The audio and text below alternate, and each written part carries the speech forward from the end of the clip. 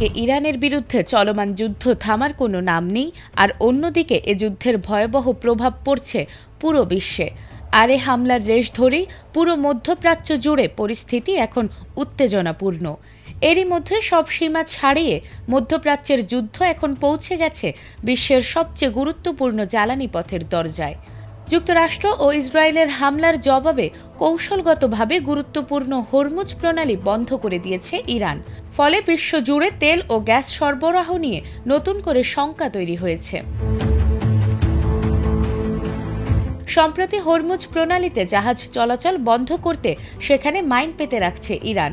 সাধারণত সমুদ্রের নিচে বা গুরুত্বপূর্ণ জলপথে যুদ্ধজাহাজ, সাবমেরিন বা বাণিজ্যিক জাহাজ ধ্বংস করা বা চলাচল বন্ধ করার লক্ষ্যে মাইন বসানো হয়, যা স্পর্শ বা সংকেত পেলে বিস্ফোরিত হয়।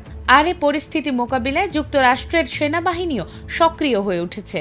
মার্কিন সামরিক কমান্ড জানিয়েছে, হরমুজ প্রণালীর কাছাকাছি ইরানের 16টি মাইন পাতা জাহাজ ধ্বংস করেছে তারা। এর আগে আরও কয়েকটি মাইন স্থাপনকারী জাহাজ ধ্বংস করার দাবি করেছিল যুক্তরাষ্ট্র। এই পরিস্থিতিতে ট্রাম্প ইরানকে সরাসরি সতর্কবার্তা দিয়ে বলেছে, যদি ইরান সত্যিই প্রণালীতে মাইন পেতে থাকে তাহলে সেগুলো অবিলম্বে সরিয়ে ফেলতে হবে, অন্যথায় তেহরানকে কঠোর সামরিক পরিণতির মুখে পড়তে হবে। অন্যদিকে পেন্টাগন জানিয়েছে, তারা ইরানের মাইন বসানোর জাহাজ ও মাইন সংরক্ষণাগার লক্ষ্য করে ধারাবাহিক হামলা চালাচ্ছে। বর্তমান সংকটের সূত্রপাত হয় যখন যুক্তরাষ্ট্র ও ইসরায়েল ইরানের সামরিক ও জ্বালানি স্থাপনাগুলোর ওপর বড় ধরনের হামলা শুরু করে। এরপর পাল্টা প্রতিক্রিয়ায় ইরান এই গুরুত্বপূর্ণ সমুদ্রপথ বন্ধ করে দেয়।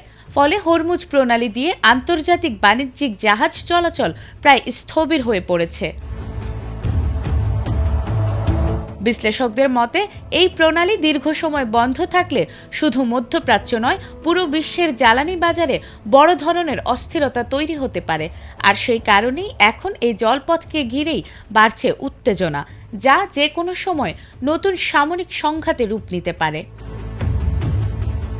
নাজমুন নাহার জান্নাত, এটিএন বাংলা।